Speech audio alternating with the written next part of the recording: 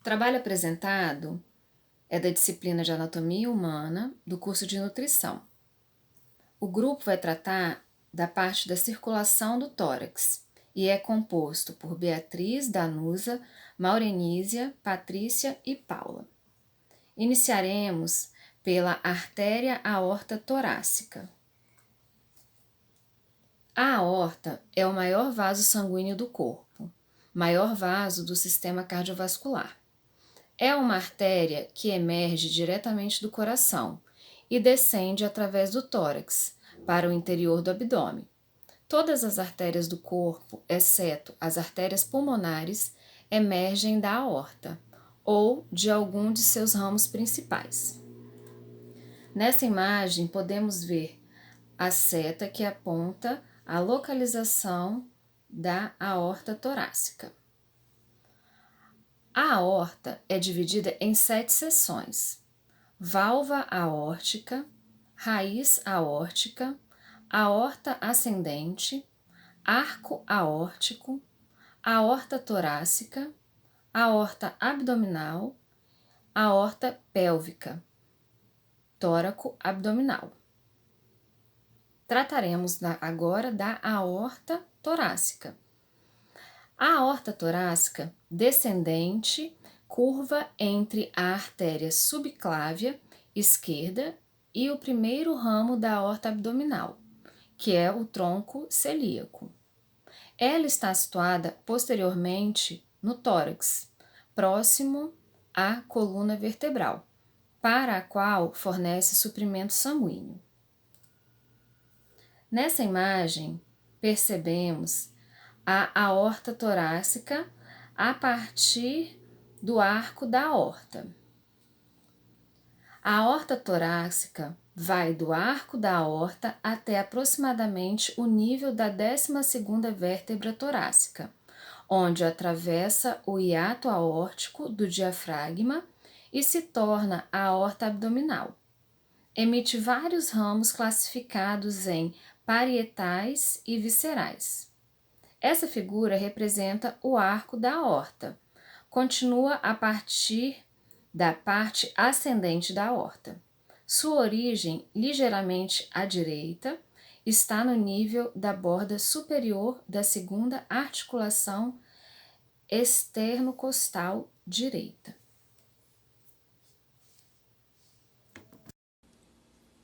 Olá, boa noite. Meu nome é Maurenísia, sou aluna da professora Valéria, da professora Juliana, da Anatomia Humana. Estou aqui para apresentar um trabalho.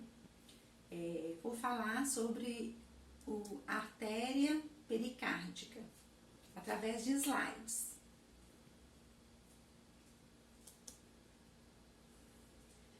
Vou falar sobre a vascularização. O suprimento sanguíneo do pericárdio vem das artérias pericardiofrênicas e das artérias torácicas internas, que segue paralelo ao nervo frênico até o diafragma. As veias torácicas internas são responsáveis pela drenagem venosa da área.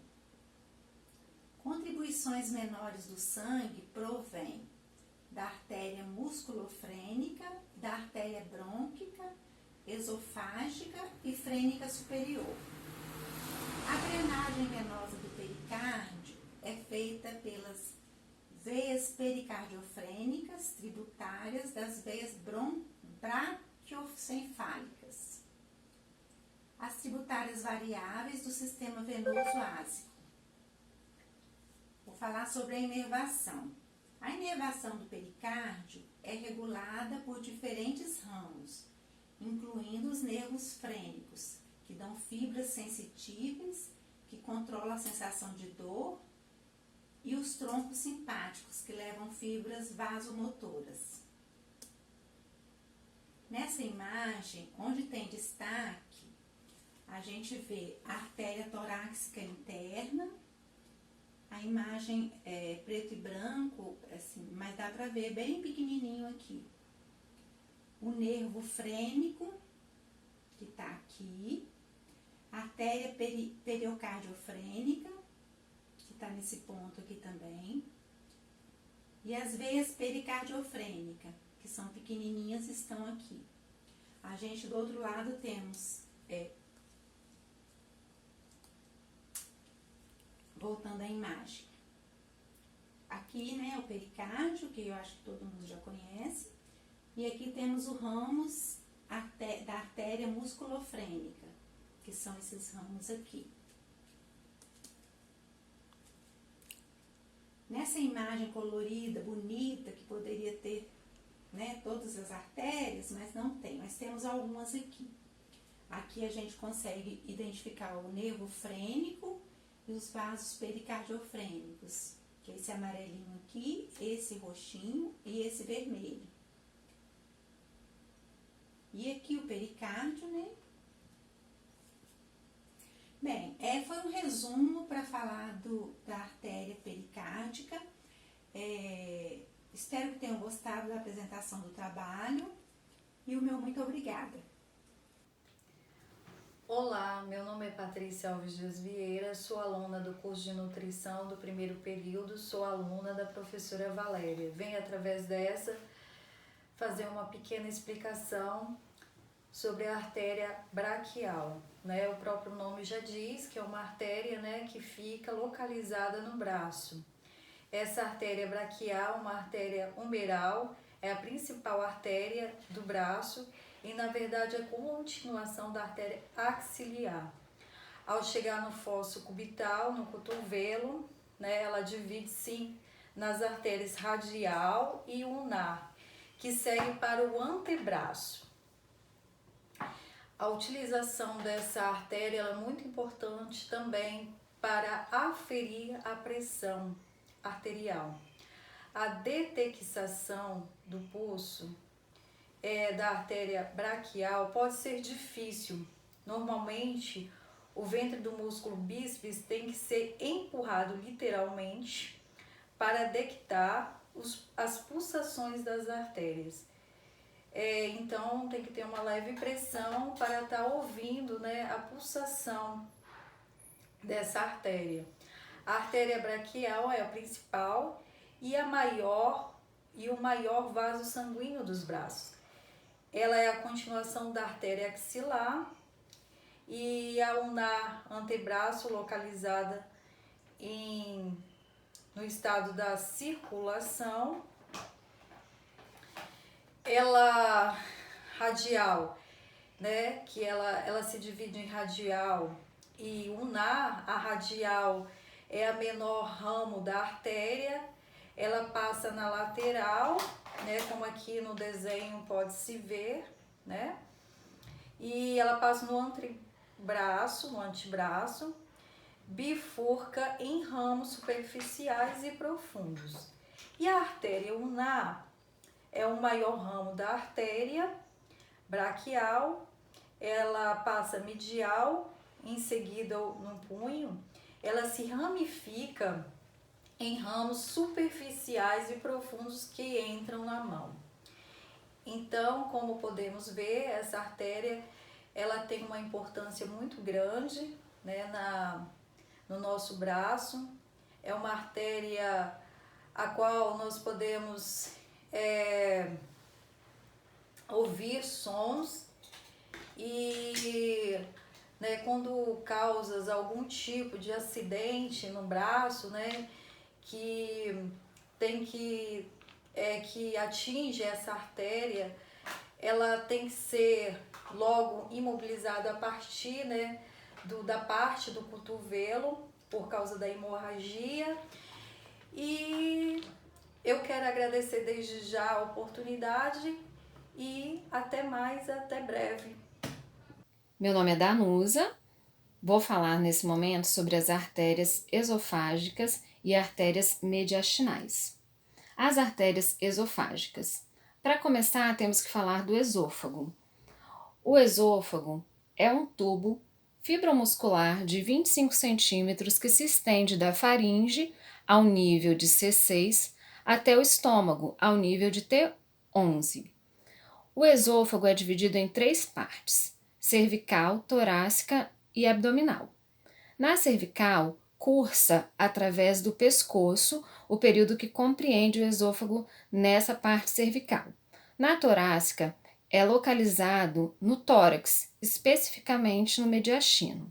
E na parte abdominal, atravessa o diafragma e chega ao abdômen, onde alcança o estômago.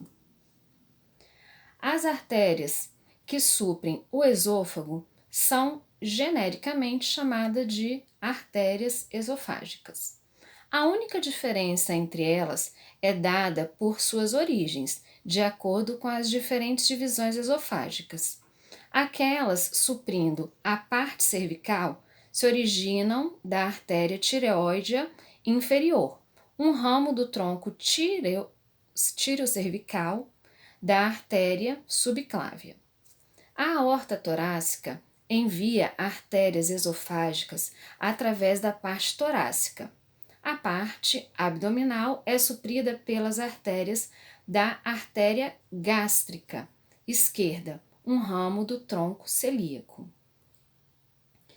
Nessa imagem, a gente percebe as artérias esofágicas, que são em número de até 5. Surgem da face anterior da aorta e passam obliquamente para baixo do esôfago, formando uma cadeia de anastomoses ao longo desse tubo, anastomosando com os ramos esofágicos das artérias tireoidianas inferiores e com ramos ascendentes das artérias frênicas, esquerda, e com a artéria gástrica. Os ramos mediastinais são numerosos, pequenos vasos que vascularizam os linfonodos mediastinais e tecido areolar do mediastino posterior, que vamos tratar a seguir, quando falarmos das artérias mediastinais. Para começar, temos que falar do mediastino, que está situado entre a pleura pulmonar esquerda e direita, na linha média do plano sagital do tórax. Estende-se anteriormente do externo à coluna vertebral posteriormente. Contém todas as estruturas do tórax, exceto os pulmões, e também é conhecido com espaço interpleural.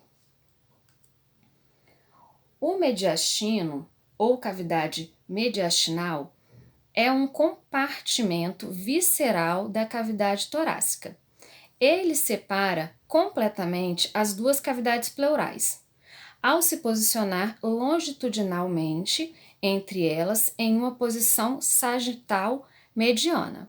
Ele se estende supero-inferiormente desde a abertura torácica superior até o diafragma e antero-posteriormente, desde o externo até os corpos das vértebras torácicas, e lateralmente entre as pleuras mediastinais das cavidades pleurais adjacentes.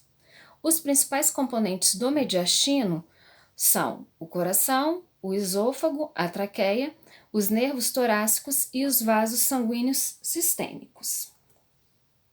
Nessa imagem, a gente percebe o mediastino superior e inferior.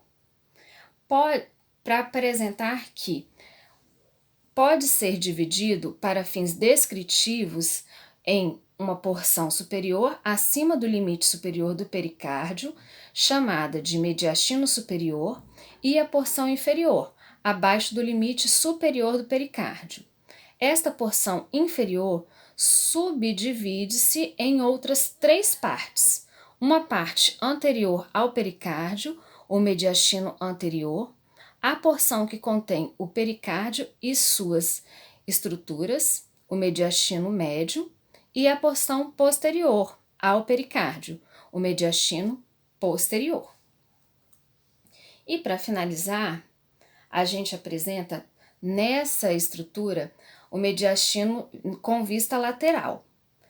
É possível observar que após a curva aórtica ou arco aórtico, as artérias torácicas começam a descer o lado esquerdo da coluna vertebral, dando origem aos seus ramos viscerais e parietais. As artérias mediastinais são viscerais, com função de nutrir e vascularizar o mediastino.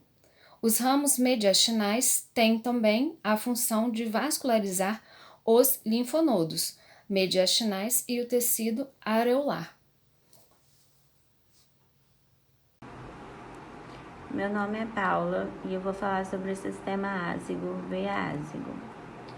Aqui eu coloquei uma imagem de um esquema de drenagem, né? E embora as veias braquiocefálicas drenam algumas partes do tórax, a maioria das estruturas torácicas é drenada por uma rede de veias chamada sistema ázido, que ocorre nos dois lados da coluna vertebral. O sistema ázido é um conjunto de veias que drenam a parede dorsal, abdominal e torácica, constituindo uma drenagem complementar à da veia cava inferior. Seus constituintes são as veias ázigos, hemiázigo e hemiázigo acessório. Ázigo vem da origem da palavra grego, significa sem par. Ela é uma veia ímpar, localizada do lado direito do corpo. E ela se origina na face posterior da veia cava inferior, anteriormente à 12ª vértebra torácica. Ela é formada, a veia ázica, ela é formada pela união das veias lombares, ascendente direitas e subcostal direita. Nesse corte transversal, podemos ver que a veia ascende através do diafragma, através do hiato aórtico. Após atravessar o diafragma, a veia ázido ascende pelo mediastino posterior até o nível da 4ª vértebra torácica, onde arqueia-se para frente, acima do hilo do pulmão direito e desemboca na veia cava superior. Essa é uma imagem transversal do arco da veia ázido no final do seu trajeto, desembocando na veia cava superior. As tributárias da veia ázido são as veias intercostais posteriores e superiores direitas, veia hemiázigo, veia hemiázigo acessória, veias bronquiais direitas, veias traqueais, veia frênica superior direita, veia pericárdicas, veias esofágicas e o plexo venoso vertebral. A veia hemiázigo é similar à veia ázido, mas se encontra do lado esquerdo. Ela surge posterior à veia renal esquerda e é formada pelas veias lombares ascendentes e veia subcostal esquerda. Ela, seguindo o seu trajeto, ela sobe anterior à coluna vertebral até a 8ª vértebra, terminando na veia ázido. Veia hemiázigo acessória. Surge no 4º espaço intercostal esquerdo, descendo até o 8º espaço intercostal esquerdo. Ela vai cruzando até a 7ª vértebra torácica. Une-se a veia ázido ou a veia hemiázigo.